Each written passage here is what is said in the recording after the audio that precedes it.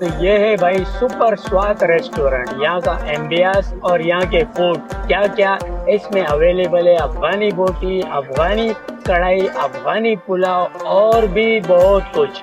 یہ کہاں، اس کی لوکیشن کہاں ہے یہ بھی آپ کو بتائیں گے. کا ایمبیاس چیک کرتے ہیں اور اس کے لوگوں سے بھی فیڈ بیک لیں گے کہ اس کا ذائقہ اور ٹیسٹ کیسا. اس سپر سواد میں آپ کو کھانا کیسے لگا؟